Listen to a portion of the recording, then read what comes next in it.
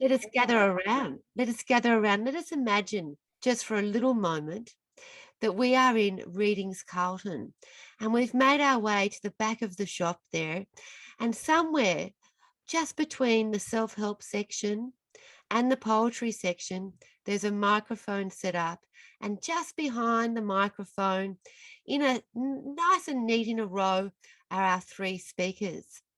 My role would be, at the very first instance, would be to get in front of that microphone and say, welcome, welcome to Readings, welcome on behalf of Transit Lounge and Readings and all readers all over the world. My name is Christine Gordon, and I'm the programming manager for Readings, and I am delighted to be able to welcome you here to this event. I'd like to introduce you to our speakers tonight.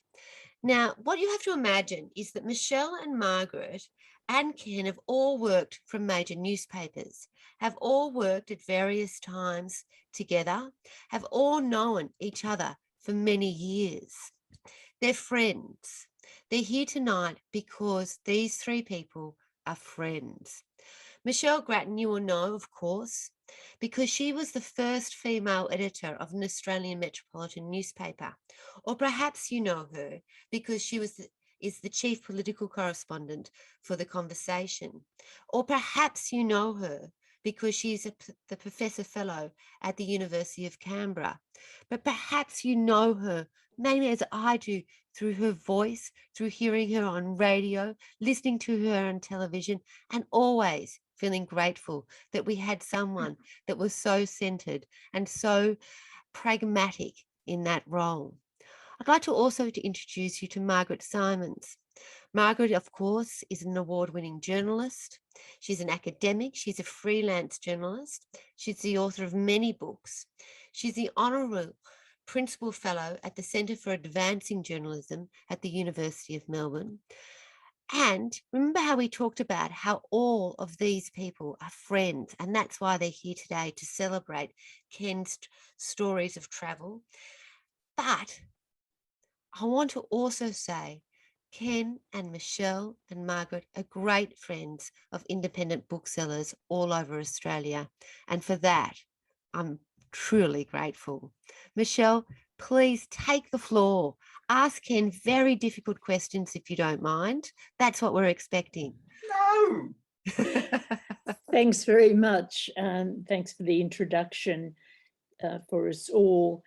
And what I'll do is ask Ken about his travels for about 15 minutes and then hand over to Meg, who'll take the baton and ask some more questions, and then it'll be a bit of a free-for-all. So Ken, just to begin, give us just an overview of how many countries you went to, where these travels took you, because they were quite remarkable. Yes, Michelle, I had hoped to end up going to 21 countries in the Caribbean and Central America. This turned out to be too ambitious. I ended up going to 9, plus the American territory of Puerto Rico and a 3-month layover in Florida. Pretty good during COVID, 9 out of 21. So what are the particular challenges? I'm sure people are interested and somewhat awed by the whole thought of travelling internationally, even in good times, let alone in dreadful, difficult times. But what are the challenges of travelling in a wheelchair? Well, I would say that the first of them is I find is to forget that you're in a wheelchair. First of all, obviously I am, and obviously that does create certain difficulties and obstacles exist. But if I thought of myself constantly of myself as a wheelchair user first, I would forget, and not just forget, but fail to get the full enjoyment of the knowledge that I am actually a traveler. So the first thing when I rock up to an airport, having bought my tickets like any other prospective traveler, is to make sure that everything goes as smoothly as it can. I have to go through the same security checks as anybody else. I do go through I don't go through that that machine. I cannot go through that machine that you go through. They open up a gate and let me round. So already, if I'm not trying to think about it, other people will think about the wheelchair aspect for me. I board first and I come off last. That is something that again becomes second nature. And while it's helpful, because as soon as somebody from the airline sees you, they're going to look after you first. It does mean that if somebody, on the rare occasions that somebody's waiting for me at the destination airport, they probably have to wait 10 or 15 minutes longer. And even if nobody's reaching me there, by the time that I get offloaded and my wheelchair is brought to the gate, to the entrance of the aircraft, and I'm brought down to the carousel area, often my baggage is the only baggage still circling, everybody's left. And that's a little anxiety producing. But you must have to do a lot of preparation before in booking the right places, in making arrangements for transport, right? I do. In fact, that is one change in a wheelchair. As a wheelchair traveler, I do find that it's more important to ring ahead or to even to book online ahead, to make sure that there is somewhere that I'm going to be able to lay my head that night. So you're obviously a very organised person, Ken. Much more than I was when you first knew me.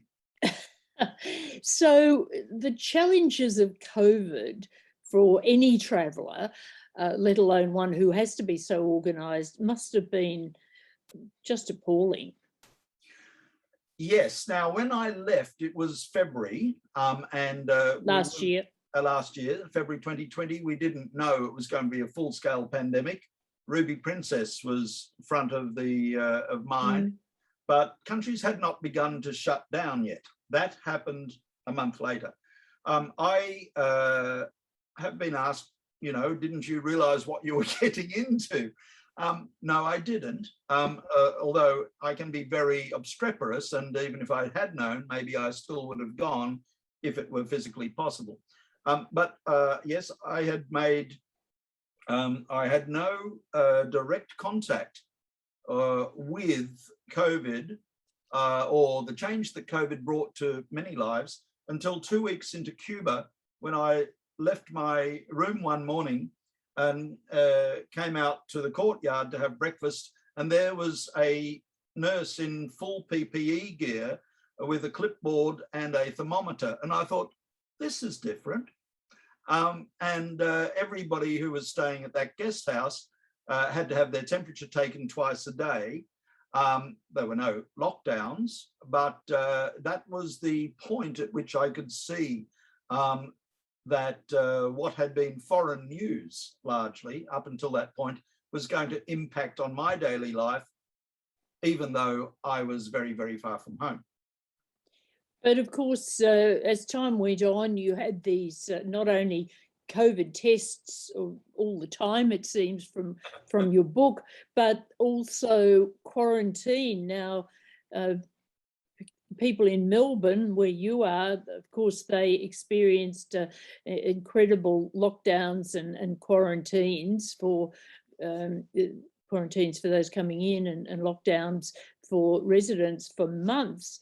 But yours were rather different, weren't they? It was a mixture of really hellish situations among some that were somewhat better. Tell us a bit about those.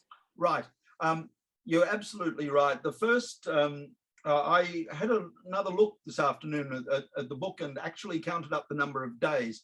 It wasn't as dire as it sounds, because there were only 19 days in lockdown. Sighs of envy all over Melbourne. But they were in 3 radically different places. The one in northern Jamaica, which was a 2-week, well, sorry, it must be more like 25 days. I can't do maths. 2-week lockdown or 10 days effectively in northern Jamaica was in a sanatorium hotel setting where there was room service, and I could go out on the balcony without anybody saying I was being a naughty boy. But I was in my rooms for 2 weeks, and that was comparatively mild. The one in Dominica was really horrifying because it was in a disused medical school where everybody had been bussed there. Some rooms had no toilet paper, others had no, the food service was irregular. We were billed for it anyway. And the worst aspect was it was right next to a stagnant pond of mosquito-ridden water in a country that had had far bigger outbreaks of Zika virus and dengue fever in the last few months than anything, than any COVID outbreak. So this was frightening. It got to the point where it looked as though we were being kept in quarantine in a far more dangerous situation to our health than any of us who all had positive certificates coming into the country could possibly pose to the rest of the population. Which countries did you feel dealt with COVID best and which were worst, do you think? I would say that of those countries, I visited Grenada, was very efficient. It took a nasal swab at the airport. It required you to stay until the 24 hours later at your residence until 24 hours later, and they were very efficient with getting the result to you. So I thought that was probably the best way, rather than just assume that because somebody had a perhaps a rapid test at the airport or a certificate days old, that they should be allowed to wander around. I found the most liberal or the most lenient, perhaps the most lax, was actually Canada. When I got back to Canada from the Caribbean, and I presented a document saying that I'd been in a very low COVID region, they just basically waved me through, which I was surprised at, because Canada had quite a high level of COVID itself, dwarfed by the United States, but high enough. And it was also, I have to say, Dominican Republic, this is in July last year, was almost, apart from a curfew, there was no indoor mask wearing, there was no testing at the airport. It was basically, they took, you were greeted by health professionals, and you wrote down where you had been, then they stamped the passport and you were out to the taxi. So it was a very, very surprisingly free, laissez-faire system there. Now, before I hand over to Meg, can you just give us a couple of your most memorable adventures, the most memorable people, positive or negative? Right. I had a feeling you might ask that. I would say the most, one of the great positive stories, I don't want to mispronounce his name, so I wrote it down, was meeting Camilo Rijo. Now, he is a Spanish classical guitarist, a busker in the center of Santo Domingo. He's a young fellow who dresses in scruffy jeans and plays most beautiful Spanish guitar. And he's also well known for helping the street kids. He gives music tuition to the street kids there, and is also in a grunge band called, I translate from the Spanish, Cerebral Gangrene. It's a grunge band, so it has to have a shocking name. And he, it turns out, is a cancer survivor. He's all of 27 years of age, nearly died of cancer in New York, and is just one of those people who gives and gives and gives, and is well known in the community. Although you would look at him and never know his story, it was local restaurateurs and other people who said, oh, you know, this guy is done. And so I did meet him, and then heard more and more about him. The probably most scary adventure, or one of them, was that when I'm being forced to leave Cuba because all foreigners had to, I ended up in Fort Lauderdale in Florida. And I was wandering downtown one day, and I took a shortcut across a hospital, and I was caught short. So I saw this, I was actually directed by one of the guards to use a mobile toilet, which was just sitting a few meters away. So I headed up the ramp, I used that, and I'd forgotten to pick up this huge sun hat that I was wearing, and I left it in the you know, in the facility. And I only realized later, 2 or 3 hours later, that oh, where did I leave that? And I realized, and I came back through the hospital after visiting town, and just as I was heading up the ramp to see if by some miracle it was still there, this nurse sitting outside, senior nurse, matron type, sitting outside the annex field hospital, which had been put up next to the major one, said, "You can't go there." And I said, "But why not? I was here earlier." She said, "That's for the COVID patients." Oh, yes. So for the next and the hat was missing as well. I mean, my luck was really out. So for the next 4 or 5 days, I just I was in my motel room at that point in Florida, thinking, praying, please, please, don't come down with a cough, because if I go back to the hospital next time, I won't be going to the toilet. Well, I will. I'll be going to the annex and then to the toilet, but still. And fortunately, because I had touched the surfaces that they must have touched, I felt that there was a risk. It just shows you how little I know about the epidemiology, doesn't it? But it really was a scary time. I'll hand over to Meg, who'll take up some of these scary experiences. Thanks, Michelle. I'm surprised, really, Ken, that you nominate that as the most scary experience, because without wanting to give any spoilers, you know, the book ends with you in hospital, desperately ill. You know, certainly having read that, I don't really doubt that that was the most frightening time, rather than losing a hat. Yes. And Ken, I've got to pick you up on one thing. You say that you didn't really realise what was coming, and of course none of us knew in February last year quite what was coming, but I distinctly remembering asking you, do you really want to go, Ken? Do you think this is a good thing to do? It just shows you that people who are determined to do something will forget exactly what their mindset was. And what did I say? You said, yes, of course, it'll be fine. But I think this brings us to the central question I want to ask you, Ken. You described yourself thinking of yourself as a traveller, first and foremost, rather than as a man in a wheelchair. Yes. What does that mean? What does it mean to be a traveller? And why are you a traveller? Right.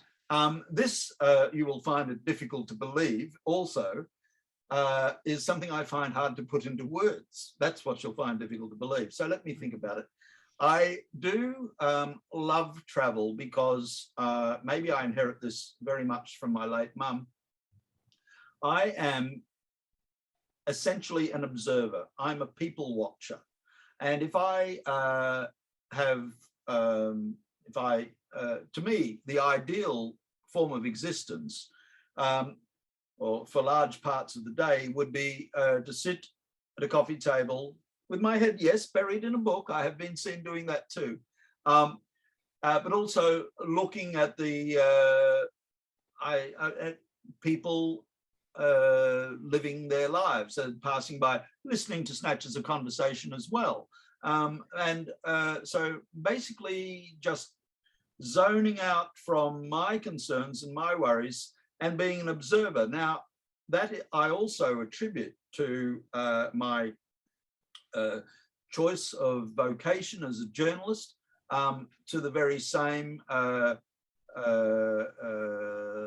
love of watching what other people are doing. One can psychoanalyze that greatly and say, well, you don't reflect very much on your own life while you're doing that, do you? Yes, maybe that's a very wonderful reason that I do it. But it's also something that I found many years ago while traveling, that I could not, or I did not, whether I could not, but after a day's full experience, and the way I travel is not just observant, I will say that I do plan inordinately.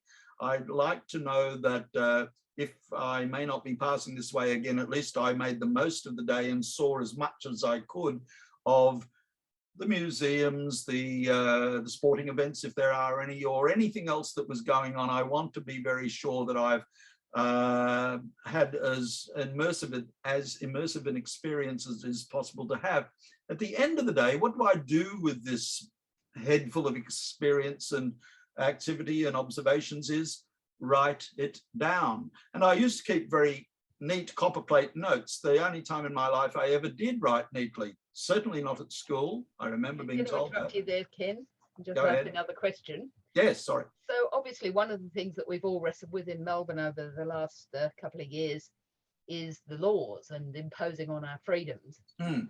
And I was really struck, I think it was in Jamaica, where you realised you were going to have to quarantine and you tried to work out how you could see as much of the place as possible within 15 days when you had to do 14 days of quarantine. Yes. And you book a hotel that's going to take you several days to get to. Yes. Well, that's true. Now, the evening, I had returned from Antigua, which was the first Caribbean country to reopen, and I had 1 week there. And when I returned, I had, they'd changed the rules within that week. And this was a constant, I hope it comes through in the book, that whatever plans you make, and I had to make many, 15 changes of itinerary, governments were also very active. Cabinets were meeting every week, and not just in Australia, and they kept changing the rules. So when I got back to Florida for 1 day, I saw that the place I was going to stay in was no longer opening. And that the owners who had said, oh, well, don't worry, we don't have a system of quarantine here. That was true on the 15th of June, but not by the 24th.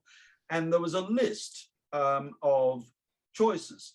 Well, I thought, now, if I choose Montego Bay, first of all, many of them were very high end.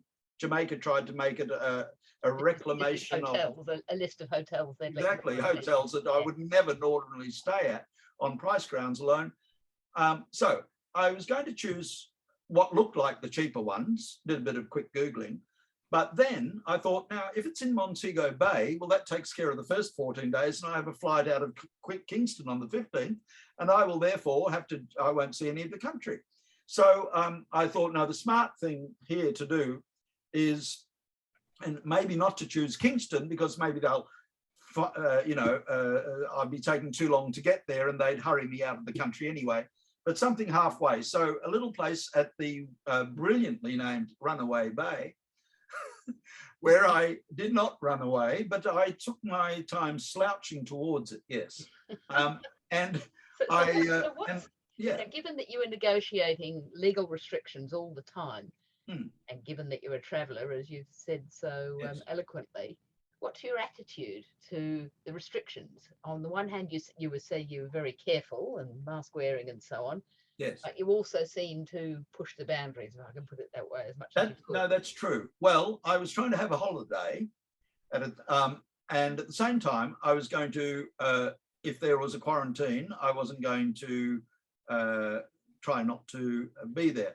My attitude is it is a serious and deadly disease, and it would be foolish of me to take a Trumpian view of saying, well, it's a hoax, or it's not going to get me. I don't think of myself as invulnerable to disease. So I felt, but it's no good feeling, people who get it feel that they're not going to get it. I felt that if I took all the precautions, the sensible precautions, including social distancing, hand hygiene, etc., I then followed the rules such as they were, but yes, pushed the boundaries on this one. How was I going to see those things? Well, there were enough places in northern Jamaica that I could see on the way to that nominated one. But to answer your question more directly, I was very upset, having followed the rules, taken 2 hours at the airport in Montego Bay, got the swabs and everything. They then promised to have the results within 24 hours. This was in June last year. What are we, 15, 16 months later? I'm still waiting for the results. They lost them. And 10 days later, I spoke to the regional director of the health office, and using old journalistic skills, I got her her mobile number. Actually, it was her secretary that gave it to me. And she said, how did you get my number? How did you get, of course, I protected the identity then, although that I've just blabbed out now.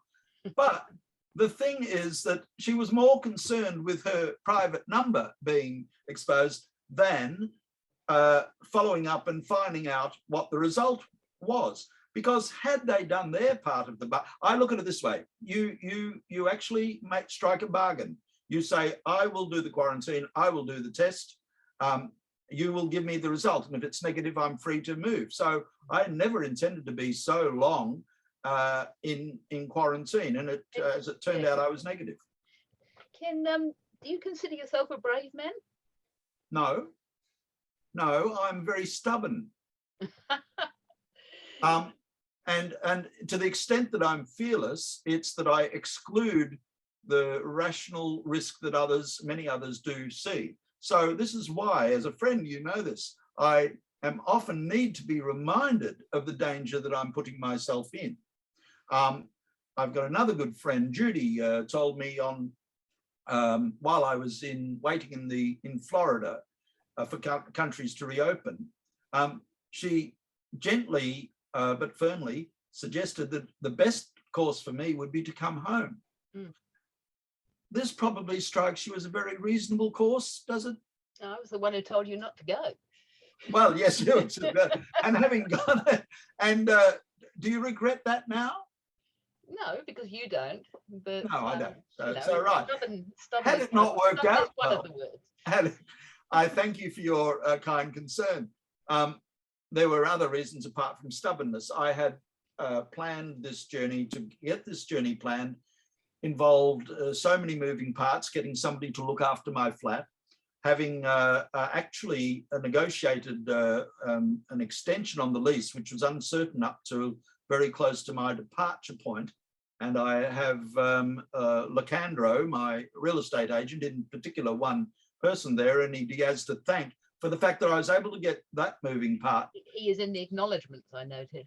Yes, yeah, well, I am very grateful to him, because it's strange, isn't it, that somebody like myself, who is going off into a very uncertain part of the world, and certainly an uncertain world, should crave certainty back home. But then again, if I didn't have a home to come back to, I wouldn't feel confident enough to travel. Hmm.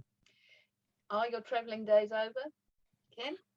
No, I missed out on Central America. I still have, I want to go there when, I was going to say when it's safe, but why should I parrot these cliches when I don't really mean them? I do want to go to Central America when they reopen the borders, and South America as well. But it's not going to be this year or next year. If the book breaks big in America, Barry, hi. If the book breaks big in America, and I make $500,000, it will be next year. But I can't do it on my Melbourne Cup losings, because you can't do anything with losings. Yeah. So it will have to be more people buying the book. So Ken, one of the questions I think that's probably going to occur to a lot of people is, you describe, you said that the worst things about being in a wheelchair were, security and being first on and last off and all that sort of thing. But one of the things that strikes me reading it is the number of times in which you're staying in a hotel room where you actually need somebody to lift you down or lift you up, or in other ways give you, mobility help just to be able to get into the room. And you describe bathrooms which aren't usable and all that sort of thing. Mm. And quite often, of course, people help you. And well, that's true. Not so much in the rooms as on buses in particular. Buses, lifting you up and down stairs. There's one incident where you get carried over a very long and rickety wooden jetty. Oh, yes. Yes. I don't think the bus driver realised what was going to be involved. But yes, the jetty looked so rickety that it was being carried sedan-like over it with missing bars. They had to watch, how they were going.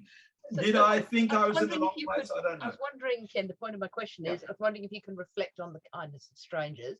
Oh, but also, absolutely. Of course, sometimes the brutality of strangers. You were mugged during this trip. Yes, well, most people are kind if you let them. And sometimes there are there are times when I'm going along being my independent self, and I really resent when people open a door ostentatiously in front of me, and I think, what, don't they know I've got the use of my hands? And sometimes I've even been tetchy enough to tell them. But mostly when people are kind to you, I mean, when people go out of their way to help you because if they see you struggling, for instance, you're pushing up a hill, I'm not going to say no in that circumstance to help. It is, most people are kind, and if you do ask them for help, say most, I really mean 95 to 98% in my experience, will help. Occasionally you'll find somebody, I was discussing this today with a friend in Munich. When I went to Munich, I'm in my chair and I come out of the railway station and I wanted to know where my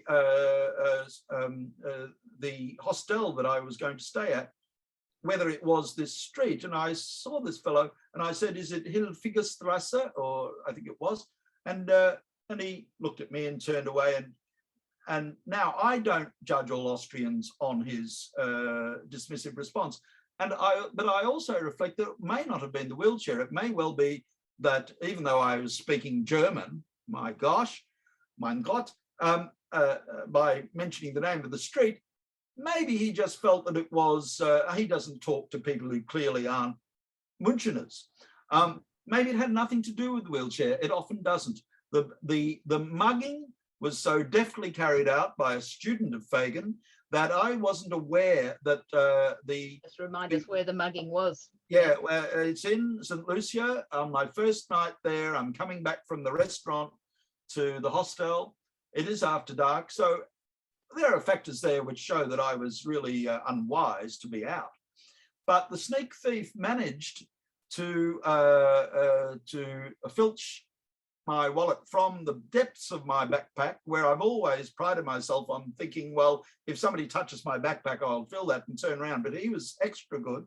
And I didn't even realize it was gone until 10 or 15 minutes afterwards. So mugging is a little bit overstating it, but the effect was just as devastating. And the scariest. You up on local television on that, didn't you? Yeah, well, that's true. The police were useless. Really, they went on leave, literally went on leave for 3 days to pursue their investigations.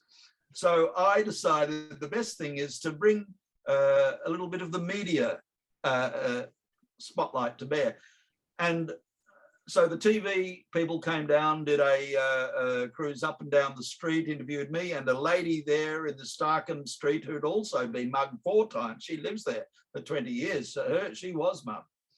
And in the middle of, until eventually, I won't spoil anybody's reading pleasure by telling you how that works out in the end, but it got massive TV coverage, 30,000 hits in a country of 150,000 people. So yes, people were winding the windows down and saying, oh, you're the Australian who was robbed. Yes, I am. And in the middle of all this, back to Michelle's question about scary moments, I did turn around and get a glimpse of the thief, of the person who I later realized had robbed me.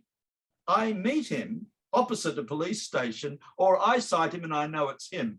And then I have to have a conversation which lets him know that there's a reward if he returns my wallet without accusing him of ever taking it. Requires some subtlety, I think. Oh, absolutely. It worked. But can I ask how you received as an Australian? Did you find in these countries that there was much perception of Australia? Yes, I was surprised. I don't know if I mentioned this in the book, but I was surprised by how many people on hearing of Australia, oh, your bushfires, your poor kangaroos. They had seen global coverage of the Black Summer bushfires. And although several people died, I did remind them of that. I did understand the way the media works, why their abiding image was of koalas being homeless and kangaroos being grassless. Yes, well, we can all understand. I think we probably need to allow time for some questions from the audience, Ken. But okay. One last one from me. What would you say you learnt from this trip? Apart from choosing a better year to travel. Listening to your friends, perhaps? Oh yeah, yes, I can see that you yes. Well, I will do more of that in future, Meg. Just keep bowling the advice up. I learned that travel is worthwhile even in the most difficult circumstances, and I say that as a somebody who was discharged from hospital. My view might be different, obviously, if I was still there, and that every day in an unfamiliar environment is as rich as a month spent in your familiar surrounds.